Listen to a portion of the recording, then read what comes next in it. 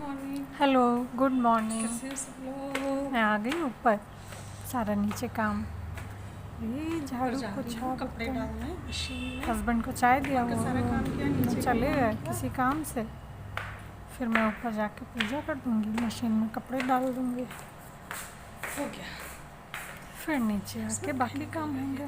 धुलाई धुलाई उलाई भी कर गए थे, वही दिखा रहे हैं लेकिन अच्छे से दिख नहीं रहा है। फर्श धो गए थे, अंदर पोछा कर गए थे, हो गई। सब कर डालो। धूप सुबह बहुत सुबह निकल धूप आई। नहीं निकलती तो हो जाता है जल्दी जल्दी, लगता कोई करके चला गया है। फिर जब 7 पे बैठी अपना चाय वाय लेके, पूजा उजा हो जाए फिर 8 पे यूँ करके फिर तो लगता कोई कर गया। धो चुकी। जब तक मैं नीचे से आई बतियाते बतियाते मशीन अपना काम कर चुकी, उसका क्या, वो चले जा रही। हम लोग के हाथ पैर चलने टाइम लगता है।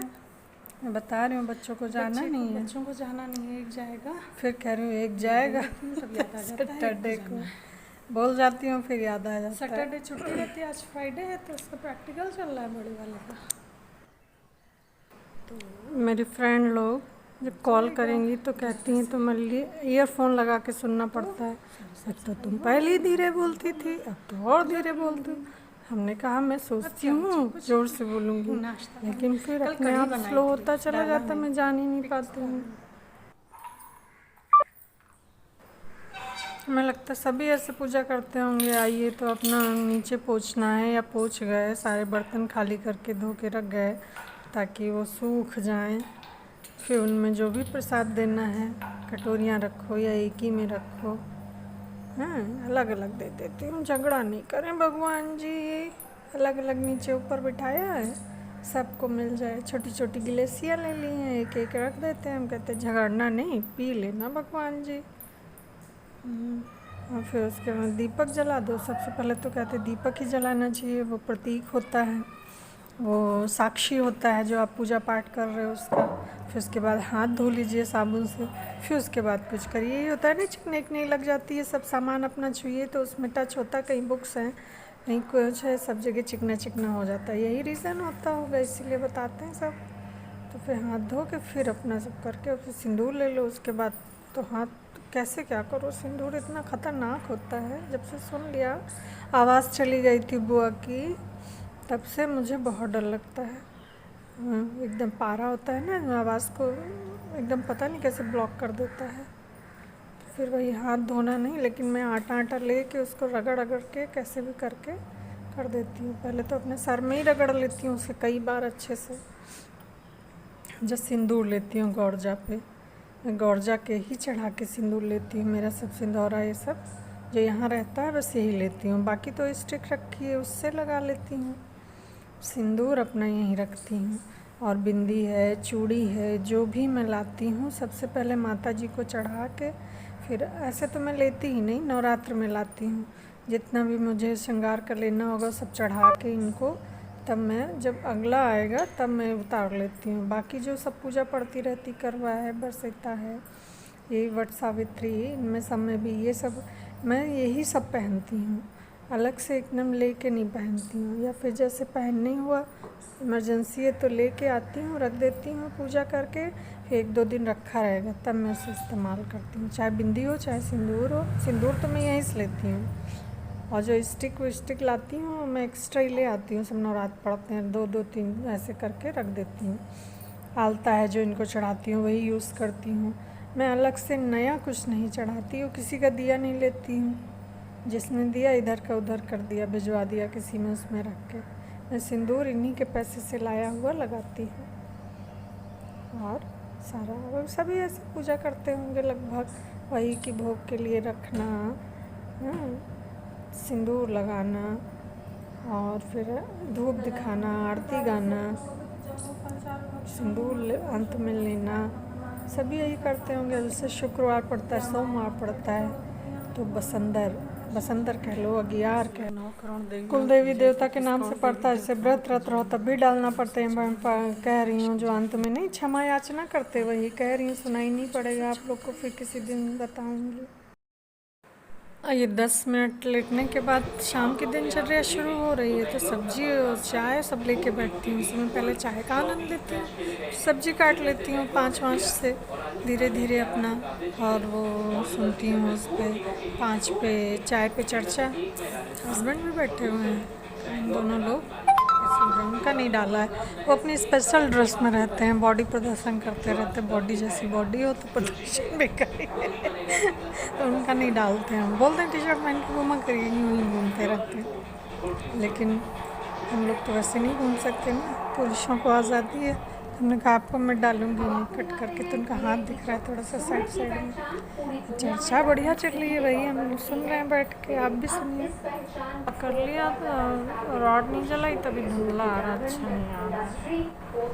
मानस जी लेटे हुए हैं, सारी पिलोस को अपने ऊपर उड़ा के रखा हुआ है। सूरत में कुछ डायमंड हब बना हुआ, उसी की चर्चा चल रही है। इतना खूबसूरत बना हुआ है। माना जा रहा है कि इसके चालू होने के बाद सूरत में डायमंड कारोबार को पंख लग जाएंगे और टर्नओवर दुगना हो जाएगा।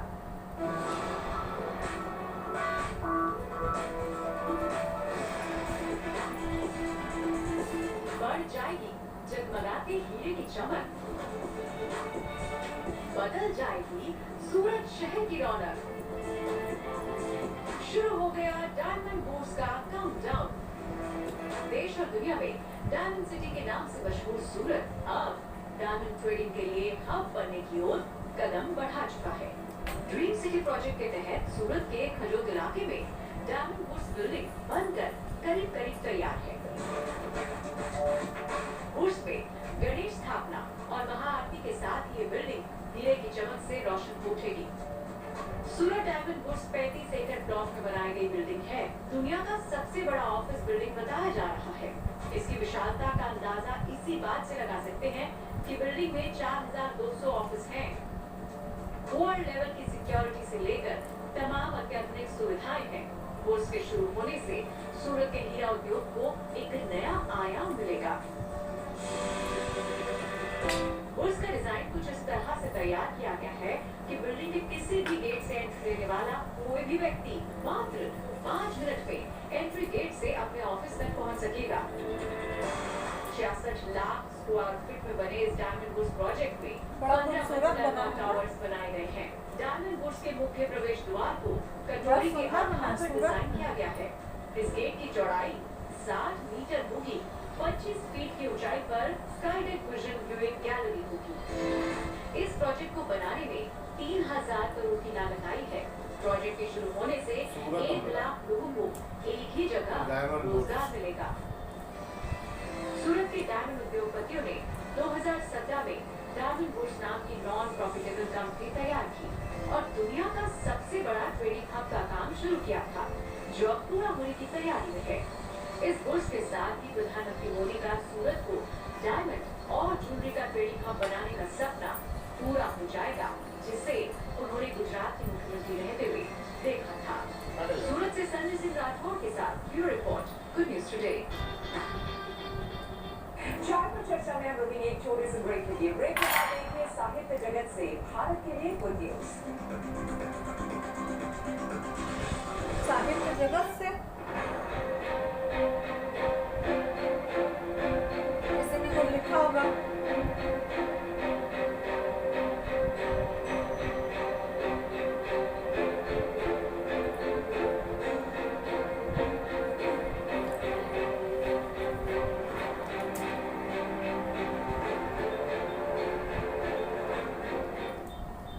धीरे धीरे करोगे तो होगा। इनके पास है जल्दी जल्दी करने लगे तो ये हो जाता है। मेरे साथ वीकेंड शुरू होते ही इनका लिमिटेड डेटा ये पता नहीं क्यों जल्दी जल्दी सोचो कर रहे तो नहीं जल्दी क्या होता है? करोगे तो वीकेंड में पछताओगे। हो गया। इसलिए V0 अनलिमिटेड इसमें मिलता है पूरे हफ्ते का बचा हुआ डेटा। ऊपर चल रहा है नीचे चल रहा है। हाँ, नीचे का मैं तो ऊपर जा रहा है, नीचे आ रहा है। ये एसी में है, अगर उसमें बढ़ाने लगो तो पता नहीं क्या C1 और CL ऐसा कुछ लिखता है, जो घटाने लगो तो घटाओ तो नंबर बढ़ते हैं और बढ़ाओ तो घटते हैं, वही चर्चा चल। ये स्लीप कहाँ से देगा?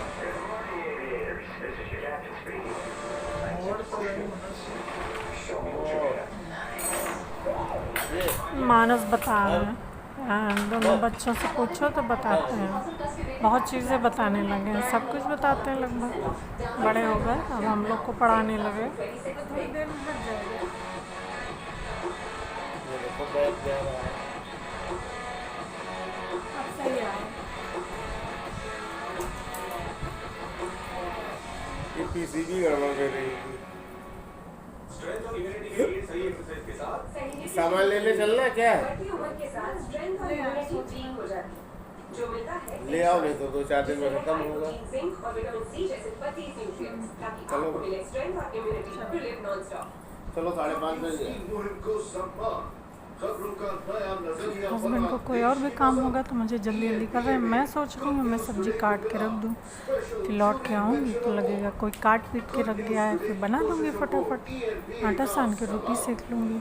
मतलब भर का आटा सानती हूँ कुछ काला पड़ने, जितनी आवश्यकता होती है उतनी सान लेते हैं, नहीं तो काला पड़ जाता है। फिर आखिरकार जैसे रोटी वोटी बनी रात में थोड़ा बच भी गया तो मोटी रोटी बना के डालती हूँ, गाय खा लेती है। चलिए अब इसी के साथ take care, bye bye, see you टुलुलू।